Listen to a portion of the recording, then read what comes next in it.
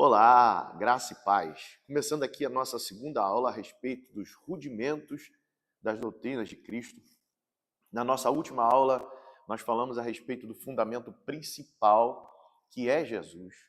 Falamos a respeito da igreja estar baseada em Jesus, fundamentada em Jesus. Falamos a respeito de Jesus como chave de interpretação bíblica. Tudo gira em torno dele, tudo converge a ele, tudo aponta para ele. Ele é a essência da palavra de Deus, ele é a palavra de Deus e a igreja deve estar baseada em Jesus. E hoje nós vamos elaborar aqui uma conversa, um estudo, a respeito do primeiro rudimento que é citado em Hebreus. Nossa base está em Hebreus, pegue a sua Bíblia e vamos estudar. Hebreus capítulo 6, verso 1, que diz assim: por isso, deixando os rudimentos das doutrinas de Cristo, prossigamos até a perfeição, não lançando de novo o fundamento do arrependimento de obras mortas, fé em Deus, doutrina de batismos, imposição de mãos, ressurreição de mortos e do juízo eterno, e isso faremos se Deus nos permitir. Já abordamos exaustivamente a respeito do motivo pelo qual o escritor aos Hebreus diz que não é para nós fazermos isso de novo. Então nós vamos pular esta parte. Se você não assistiu, volta lá na nossa primeira aula, que você vai entender o porquê que nós estamos abordando algo que o escritor disse para nós não voltarmos a abordar para salvos. E aí ele fala dos 6 rudimentos. Vamos enumerá-los novamente. Ele diz: arrependimento de obras mortas, fé em Deus, doutrina de batismos. Então, batismos aqui é no plural, depois a gente vai ver mais apuradamente. Imposição das mãos, ressurreição dos mortos e juízo eterno. Então, a nossa primeira abordagem a respeito dos tópicos desse estudo vai ser a respeito de arrependimento de obras mortas. Afinal de contas, pastor, o que são obras mortas?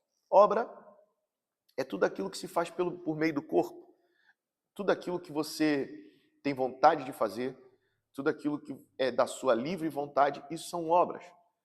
Paulo faz uma distinção entre obra e frutos, quando ele diz que as obras são da carne e os frutos são do Espírito. Claro que nós não estamos falando das obras que vão sofrer julgamento, que vão sofrer no tribunal de Cristo, uma apuração melhor, não é esse tipo de abordagem. Mas tudo que se faz por meio do corpo são obras. E as obras que Hebreus está tratando são obras mortas. No contexto aqui, morto ou mortas vem do grego necros, que significa 2 sentidos. Um literal, que é literalmente aquilo que morreu, desvaneceu, aquilo que permanece morto, mas também pode significar aquilo que não gera vida, aquilo que não tem o poder de gerar vida.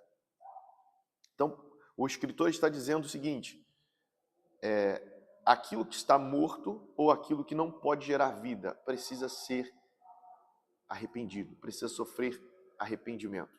Vamos abordar isso da maneira mais correta? Aquilo que está morto é pecado.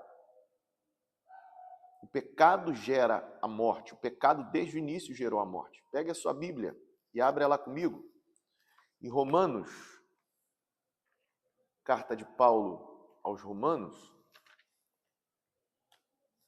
Eu estou abrindo a Bíblia juntinho com você. Aqui, ó. Tá aqui, ó. Romanos, capítulo 6. Romanos, capítulo 6. Uma passagem muito conhecida, verso 23. Verso 23, que vai dizer: porque o salário do pecado é a morte, mas o dom gratuito de Deus é a vida eterna. Então, Paulo está escrevendo dizendo, olha, o pecado gera a morte. Romanos capítulo 8, não precisa abrir, também vai dizer algo parecido, dizendo que a inclinação da carne é morte, a inclinação do espírito é vida. Então, tudo aquilo que é produzido pela carne gera a morte. E morte tem 2 sentidos na Bíblia. Um é morte física. O pecado tornou o homem mortal. Deus falou para Adão: no dia que você comer da árvore que eu estou mandando não comer, no dia que você desobedecer, você vai morrer. A Eva foi enganada pela serpente que disse: olha, você não vai morrer, você vai ser igual a Deus. Eles de fato não morreram assim que comeram da árvore, mas se tornaram mortais. Por mais que o homem naquela época vivia muito tempo, o homem foi feito a priori para ser imortal. E quando o pecado entrou, trouxe a morte, trouxe a mortalidade. O segundo sentido de morte é afastamento de Deus. Quando você lê lá no livro de Apocalipse sobre a segunda morte, a destruição dos ímpios que serão lançados no lago de fogo, o texto vai dizer: esta é a segunda morte. Separação total de Deus. Então, o pecado ele gera morte e ele gera morte espiritual. E um monte de outras coisas. Gera doenças também, porque doenças têm a ver com morte física. Então, o pecado ele começa a gangrenar a vida do ser humano a partir do princípio de que ele gera a morte. O segundo sentido de obras mortas, necros, é aquilo que não pode produzir vida. Como você estudou na primeira aula, o escritor aos Hebreus está escrevendo a judeus que moram em Roma e que estão sendo perseguidos e que queriam voltar ao judaísmo. E o judaísmo pregava os ritos mosaicos para a purificação do corpo e do homem interior. Então, o escritor aos Hebreus está dizendo: isso não gera vida. Essas obras não podem gerar vida. Vocês precisam se arrepender e voltar. A segunda coisa que eu quero frisar nesse texto de obras mortas é a palavra arrependimento. A palavra arrependimento, no contexto do grego, mais uma vez, é metanoia. Anota aí no seu papelzinho. Metanoia. E o que significa, pastor? Metanoia significa mudança de mente, mudança de mentalidade. Abra sua Bíblia. Você já está em Romanos? Romanos capítulo 12. Um texto bem conhecido de todos nós. Romanos, capítulo de número 12,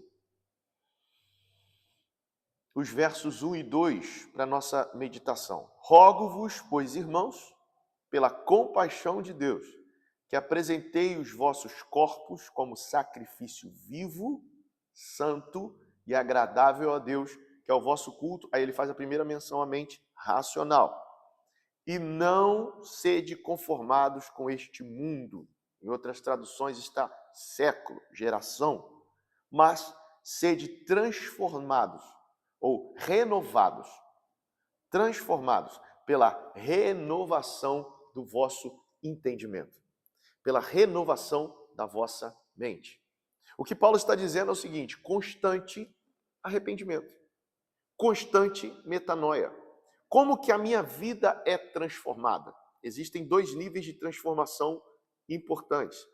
O primeiro, quando nós nos convertemos, o Espírito Santo vem morar dentro de nós, vem habitar dentro de nós, e há uma conversão primária, a conversão das coisas que nós fazíamos, a conversão das coisas velhas. O problema é que a sua velha natureza, apesar de você ganhar uma nova natureza, a sua velha natureza continua aí. O que Paulo vai tratar em Gálatas 5:16, uma palavra que nós fazemos muito menção aqui na igreja. Gálatas capítulo 5, abre a Bíblia aí. Gálatas, carta de Paulo aos Gálatas, capítulo de número 5, o verso de número 16, que diz assim: digo, porém, andai em espírito, e não cumprireis as vontades da carne, porque a carne luta contra o espírito e o espírito luta contra a carne. A partir daí ele vai falar de obras da carne e fruto do espírito. Mas é interessante frisar que Paulo está falando com salvos, Paulo está falando com a igreja, Paulo está falando com aqueles que já receberam a transformação primária, com aqueles que já foram renovados primariamente. mas ele afirma dizendo que a partir da conversão, nós precisamos andar numa nova natureza, porque a velha natureza não morre totalmente, ela permanece dentro de nós. Então, qual é a nossa luta diária? Permanecer nessa novidade de vida, lutar para permanecer nessa novidade de vida. E como que eu faço isso, pastor? Arrependimento. Metanoia. Mudança de mentalidade. O arrependimento ele tem sido pregado desde o começo do Evangelho. Uma coisa que nós precisamos notar dessa geração e frisar é que essa palavra tem fugido dos púlpitos. Essa palavra tem sumido. Nós vemos cultos hoje no cenário nacional, até no cenário mundial. Nós vemos cultos muito almáticos, cultos que envolvem muito mais sentimentalismo do que espiritualidade. Nós vemos cultos triunfalistas. A partir do momento em que eu abandono a pregação da cruz, abandono a pregação do arrependei-vos, e eu começo apenas a ensinar o povo, olha, você tem que fazer isso para ganhar vitória, você tem que fazer isso para ganhar uma bênção, você tem que fazer isso para ganhar isso, você tem que fazer isso para ganhar aquilo. Você começa a transformar uma geração que deveria ser uma geração forte, pelo nível de conhecimento que nós temos hoje, em uma geração fracassada espiritualmente. O Evangelho é boas novas de salvação. Salvação de quê? De pecados. E para aderir ao Evangelho, nós precisamos sim do arrependimento. E vamos dizer o que o arrependimento, nós dissemos o que o arrependimento é metanoia, vamos dizer o que o arrependimento não é. Arrependimento não é remorso. Remorso é remorso, arrependimento é arrependimento. Vamos comparar dois exemplos aqui importantes.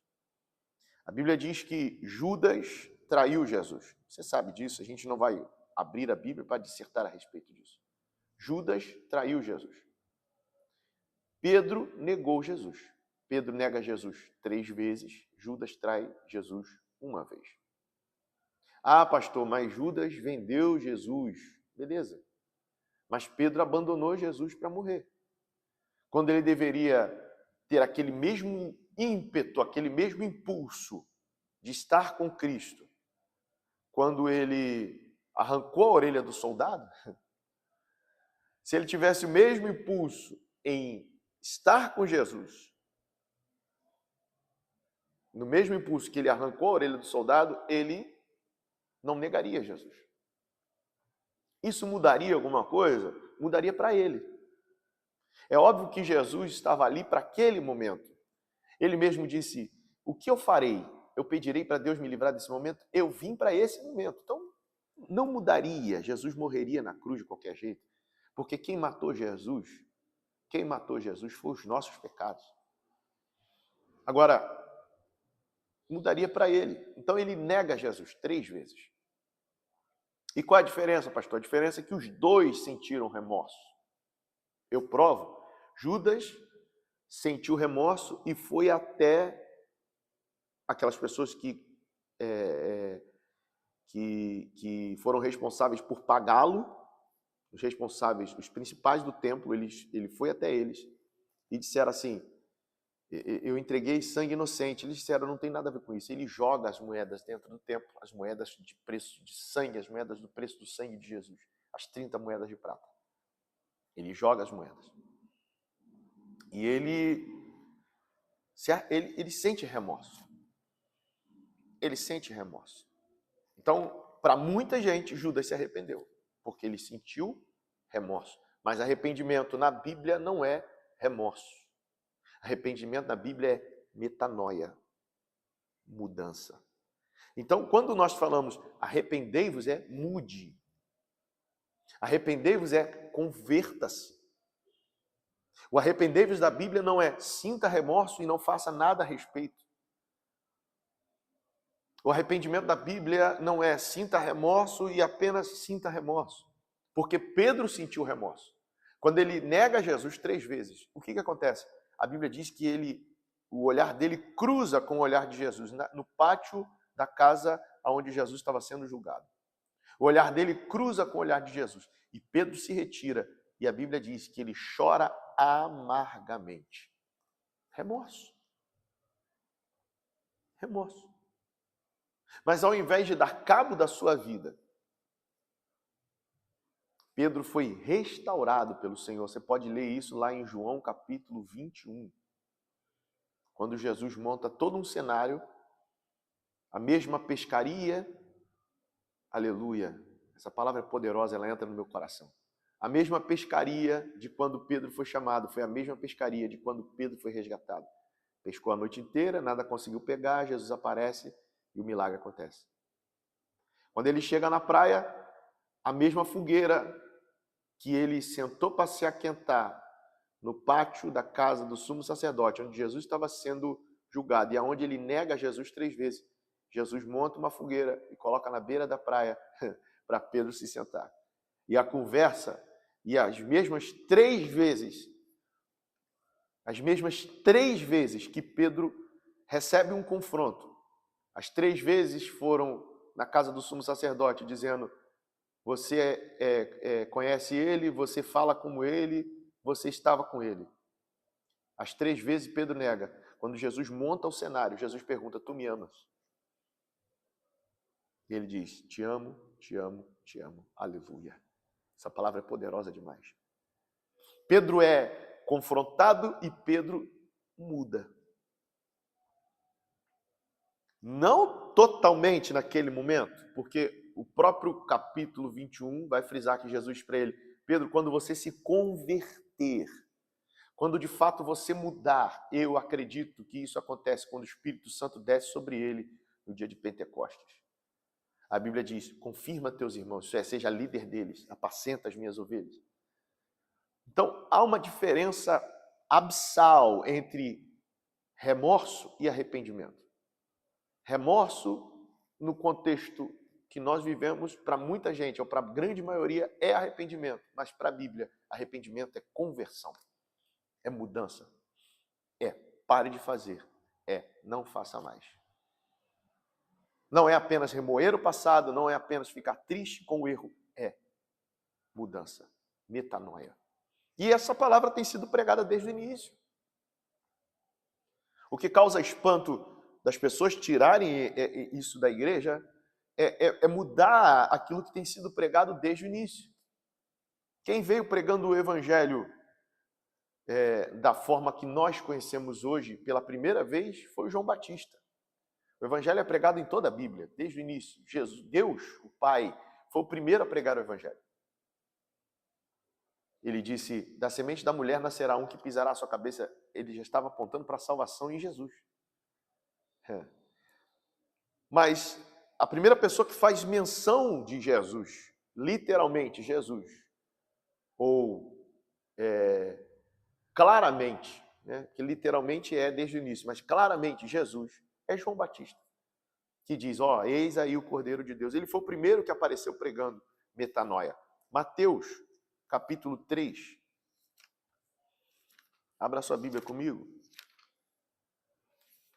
Evangelho de Mateus,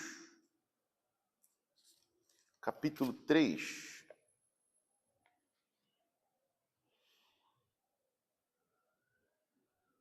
Versos 1 e 2. Mateus, capítulo 3, versos 1 e 2.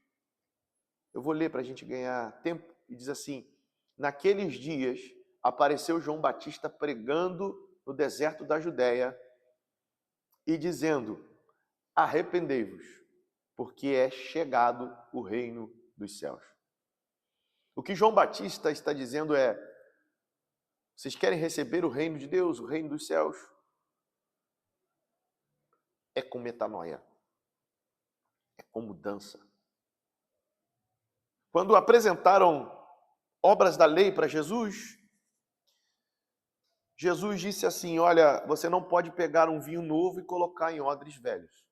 O que era um odre? Um odre, no dependendo de como você pronuncia, era um tipo de recipiente de couro de animal, onde se colocava o vinho.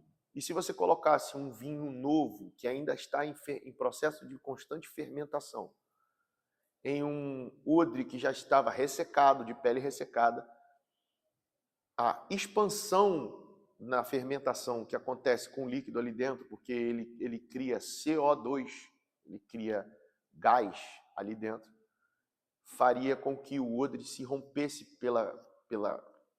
pelo modo que ele estava ressecado e se desperdiçaria o vinho. Quando Jesus está dizendo isso, é o seguinte: eu não posso pegar aquilo que é novo, o evangelho, e colocar em uma mentalidade velha. Você precisa mudar a sua mente. Então, o arrependei-vos está sendo pregado desde o início. João Batista pregou, Jesus também pregou. Marcos, Evangelho de Marcos, capítulo de número 1. Vamos ler Marcos capítulo 1, verso 15. Olha como não há mudança naquilo que João prega e naquilo que Jesus prega. Marcos 1,15. E dizendo, Jesus está dizendo, o tempo está cumprido e o reino de Deus está próximo. Arrependei-vos e crede no Evangelho. Você vai ver que tanto aqui quanto na palavra principal, nosso texto principal de Hebreus, a fé do Evangelho, a fé em Deus, vem depois do arrependimento. Lá é obras mortas, fé em Deus. Aqui é arrependei-vos e depois crede no Evangelho. Primeiro vem a mudança. A mudança. Então, João Batista pregou arrependimento, Jesus pregou arrependimento. Olha como a palavra não mudou. Atos capítulo 2. Vamos abrir no segundo tratado do evangelista Lucas. Para quem não sabe, foi o Lucas que escreveu Atos. Atos capítulo de número 2. Agora eu perdi para você, hein? Atos capítulo de número 2, verso 38. Atos 2, 38. João Batista pregou, Jesus pregou, a igreja pregou. E disse-lhes Pedro, arrependei-vos e cada um seja batizado em nome de Jesus Cristo para perdão dos pecados e recebereis o dom do Espírito Santo. A mesma palavra pregada por João, a mesma palavra pregada por Jesus, é a mesma palavra pregada por Pedro. Então, irmão, nós não podemos fugir disso. Nós não podemos. Tem mais textos aqui. Atos 3:19, Atos 17:30, Atos 20:21, Atos 26:20. Todos esses textos, eu estou falando aqui, está gravado, depois você volta e confere. Todos esses textos fazem menção de arrependimento. A Bíblia sendo pregada pela igreja e a igreja falando de arrependimento. E continua nas cartas. Vamos lá. Apóstolo Paulo, citei Pedro, vamos citar Paulo. 2 de Coríntios. Segunda carta de Paulo aos Coríntios. Eu estou sendo bem incisivo nisso, porque nós precisamos pregar mais sobre isso. Segunda carta de Coríntios, ou segunda carta aos Coríntios, capítulo 7. Toda vez que nós fazemos menção de carta, é segunda e primeira. Toda vez que faz menção a livro, é segundo e primeiro. Você não pode falar segunda Samuel, primeira Samuel, como eu ouço muita gente falando. Não, é primeiro, segundo Samuel. Primeiro Crônicas, segundo Crônicas. Primeiro Reis, segundo Reis. Já no Novo Testamento é 1 Coríntios, segunda aos Coríntios, ou aos Coríntios. 1 Pedro, 2 Pedro, 3 Pedro, 1 João, 2 João, 3 João. É 3 João, não 3 Pedro. 1 e 2 Pedro, só tem 2 cartas. Falha do pastor. 1 e 2, 3 João. Então, segunda aos Coríntios, porque aos Coríntios é Paulo escrevendo aos Coríntios. Segundo aos Coríntios, capítulo 7, verso 10. Porque a tristeza segundo Deus, opera arrependimento para a salvação, da qual ninguém se arrepende, mas a tristeza do mundo produz a morte. Ele está falando da tristeza, aquele remorso inicial que não é o suficiente, mas diz que a partir daí pode se produzir metanoia. Então, toda a Bíblia, e eu posso ser exaustivo aqui e dar várias passagens. 2 Pedro 3,9, Romanos 2,4, e no Apocalipse 2,5, Apocalipse 3,19, todas essas passagens, elas fazem menção de arrependimento, de metanoia, de mudança. Não se pode receber tudo que Deus tem para dar. Tudo que Jesus conquistou na cruz é direito nosso, é nossa herança. Não se pode receber se não houver dentro de nós metanoia, mudança. Agora, quais são as estratégias de Satanás contra o arrependimento? Contra essa mudança? Eu vou dar 3 estratégias para a gente caminhar para o final dessa aula hoje. Umas aulas serão maiores, outras aulas serão menores. Primeira que eu enxergo aqui, a relativização do pecado. O que significa isso, pastor? Isso aí não tem nada a ver. Sabe, a primeira palavra, a primeira aparição de Satanás na Bíblia, lá no Éden, ele faz a relativização do pecado. Quando a mulher diz assim, começa a dar trela para ele, ele pergunta, o que Deus falou? O que Deus falou? E ela diz, olha, Deus disse para não comer, porque o dia que a gente comer, a gente vai morrer. Ele diz assim, nada a ver. Não é bem assim. Não é bem assim. Isso aí, não é bem assim. Ao longo do tempo, a igreja tem sido coluna e baluarte da verdade. E o problema é que muitas pessoas, muitos líderes, eles preferem o público do que o público consciente. Eles preferem a quantidade de pessoas. Então, para eu não ferir as pessoas, eu evito falar de arrependimento, eu evito tocar na vida delas com relação à mudança de vida, para que eu continue tendo esse público e eu relativizo o pecado. Eu vou dar alguns exemplos aqui, sem querer ofender quem está ouvindo, tá? Não estou aqui para gerar polêmica, eu estou à luz da Bíblia. Você vê hoje pessoas que não se encaixam mais no contexto religioso ou no contexto da igreja, vão lá e abrem as suas próprias igrejas que aceitam casamento homoafetivo, relativização de pecado. Pessoas que não se casam, apenas estão juntas e não acertam a sua vida, relativização do pecado. O problema é que, vou vendo aí, até chegar no momento e falar assim, eu não preciso fazer isso. A lei do país não é a lei de Deus, não sei o quê, e relativiza pecado. Olha, o governo está me roubando, eu posso roubar o governo também. Relativização do pecado. Olha, tudo que é pecado, independente de quem faz contra nós, ou se alguém já fez, continua sendo pecado. Não entra nessa história de Satanás. Não entra nesse conto do diabo. Ele relativiza o pecado. Ele tenta deturpar da tua cabeça que pecado é pecado. Você começa com uma conveniência, você abre uma brecha e de repente aquilo se torna apostasia, afastamento da verdadeira fé, quando nada para você mais é pecado. Ao chegar o cúmulo de pessoas abrirem ministérios grandes, que dizem que o pecado foi destruído, que não há mais pecado, que você não precisa mais se preocupar. Então, relativização do pecado é a estratégia primária de Satanás para que você não se arrependa, para que não haja mudança nas pessoas. Por isso que você vê pessoas que passam 10, 20, 30 anos na igreja e ela não muda. Ela tem uma religião, ela tem um lugar de culto e ela não é transformada, ela não sofre metanoia, ela continua a mesma pessoa que ela era antes. Segunda estratégia de Satanás, falha na evangelização.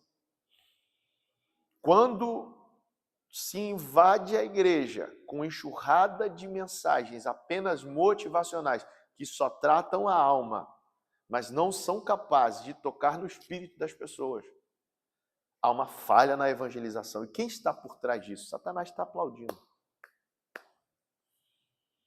A pregação do evangelho é uma só, irmão. Arrependei-vos. Ah, pastor, mas vamos voltar lá no início? Hebreus está dizendo para a gente não pregar isso de novo para pessoas que já foram iluminadas, porque é impossível que elas voltem a ser iluminadas, coisa e tal. O problema é que tem pessoas que estão entrando na igreja que nunca foram iluminadas e que continuam não sendo iluminadas. Está entendendo o tamanho da gravidade?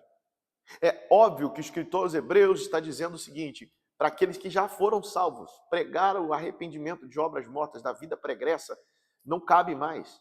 Mas faremos isso se Deus nos permitir. Porque eu queria pregar algo diferente, eu queria avançar, o que o escritor aos Hebreus está dizendo, eu queria ir mais fundo, eu queria me aprofundar mais teologicamente, eu queria introjetar na cabeça de vocês algo muito maior, mas a gente tem que voltar na base. Mas o escritor aos Hebreus está dizendo, no capítulo 6, que é a base do nosso estudo, o problema é que se você já recebeu de Deus, voltar a isso é como se estivesse crucificando Jesus de novo. Mas e os que não receberam? Essa é a grande falha da igreja.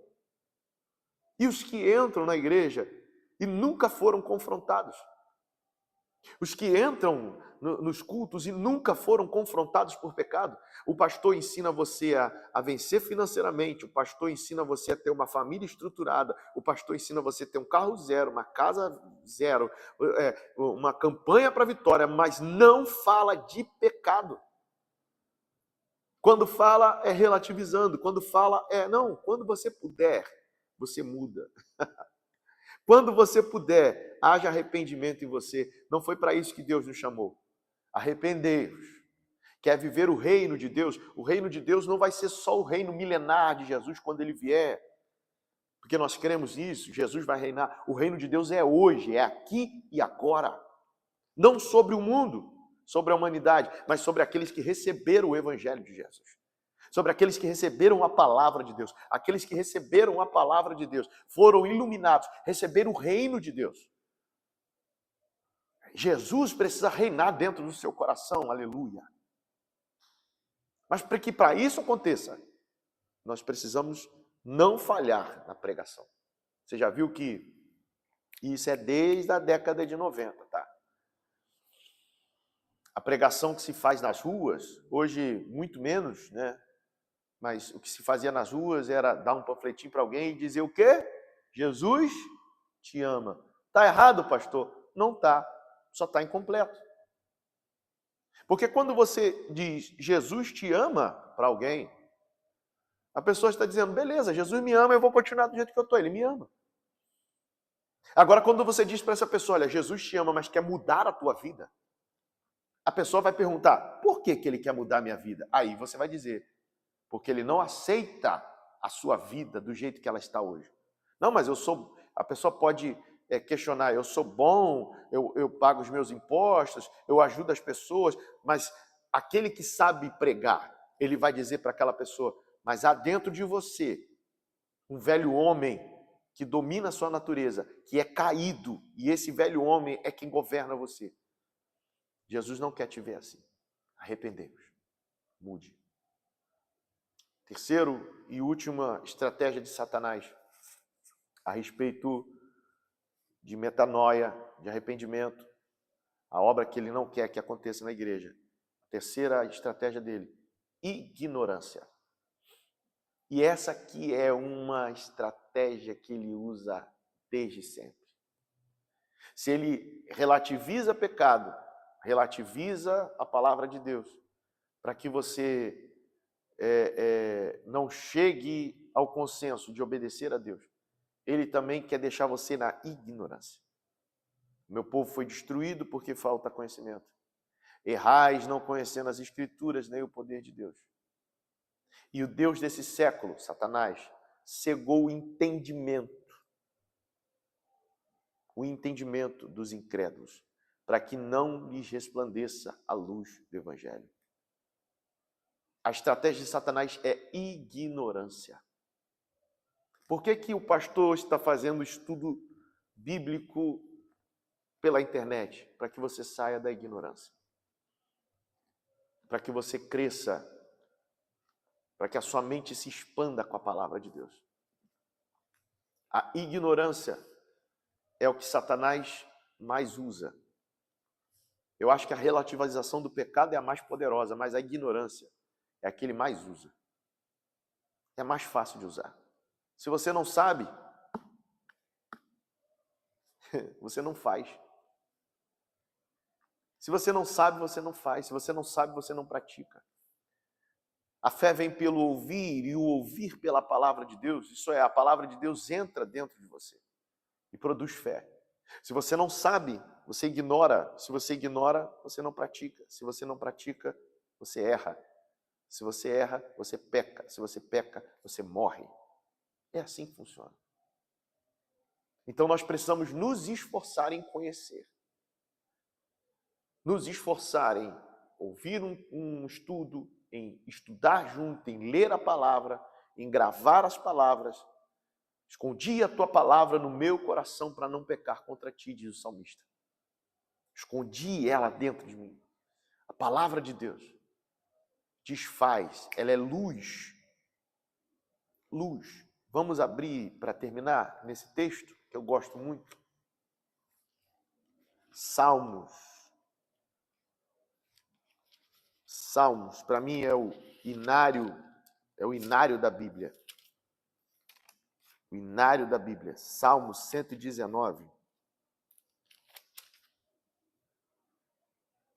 Salmo 119. Versículo 105. Salmo 119, versículo 105, que diz assim o texto sagrado: lâmpada para os meus pés é a tua palavra e luz para o meu caminho. Na minha tradução está: a tua palavra é uma lâmpada para os meus pés e é uma luz para o meu caminho. Fujamos da ignorância, meus irmãos. Fujamos das trevas. As trevas é falta de luz, luz no nosso entendimento. A palavra de Deus, o Evangelho, ela traz luz para o meu entendimento e ela traz fogo para o meu coração. Somos iluminados no entendimento e somos incendiados por dentro pelo Espírito Santo de Deus, que dá vida à palavra. A palavra de Deus, ela não é o jornal, a palavra de Deus não é uma timeline informativo, de um podcast. A palavra de Deus, ela é palavra viva. Ela produz vida. E eu quero que esta palavra entre dentro do seu entendimento e produza vida no teu coração. Metanoia, mudança. Arrependei-vos, porque é chegado o reino dos céus. Fica com essa palavra. Deus te abençoe. Até a próxima aula, em nome de Jesus. E é tempo de avivamento.